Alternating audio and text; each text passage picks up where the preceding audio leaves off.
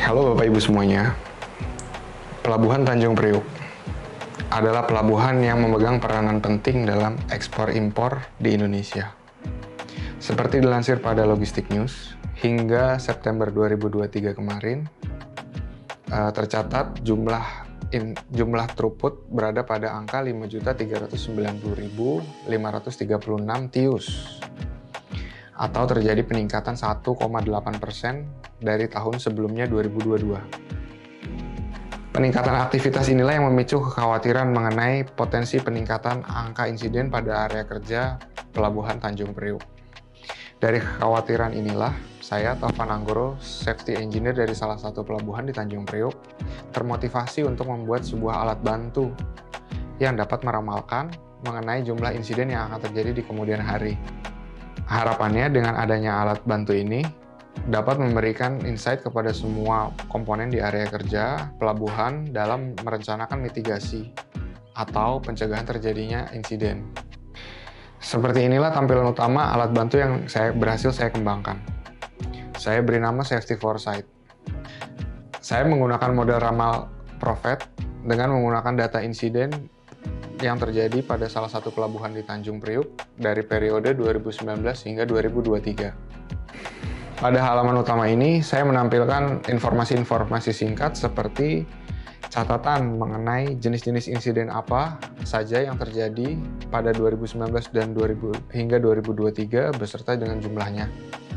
Lalu grafik line chart untuk memberikan pandangan mengenai tren atas jumlah insiden yang terjadi di 2019 dan hingga 2023.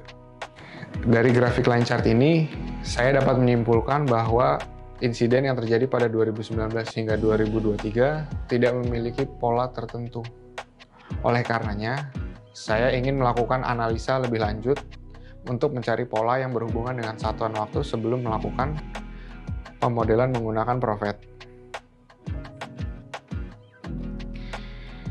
Nah, di halaman kedua ini saya melakukan analisa lebih lanjut pada satuan waktu yang saya tentukan. Yang pertama itu saya melakukan analisa lebih lanjut menggunakan satuan waktu bulan. Seperti yang dapat kita lihat pada grafik di sebelah kiri ini, di 2019 dan 2020, jumlah insiden terbanyak tercatat pada bulan April. Lalu pada 2021, jumlah insiden terbanyak tercatat pada bulan Desember. Dan di 2022 dan 2023, jumlah insiden terbanyak ini tercatat pada bulan November. Berikutnya saya menggunakan pola pada satuan waktu jam untuk mencari pada jam berapa insiden ini cenderung terjadi. Dan dari grafik di sebelah kanan ini menyatakan bahwa insiden ini cenderung terjadi pada jam 22.00 hingga 22.59. Lalu berikutnya saya menggunakan grafik batang untuk menggambarkan jumlah insiden berdasarkan dari jenis-jenis insidennya. Tercatat pada 2019, 2020, 2021, 2022, dan 2023, ini jenis insiden yang paling banyak terjadi merupakan insiden near miss. Lalu berikutnya saya menggunakan word cloud yang berasal dari uraian singkat laporan insiden yang terjadi. Nah, dengan word cloud ini, kita dapat mengetahui kata apa saja yang sering muncul dalam laporan insiden selama tahun 2019 dan 2023.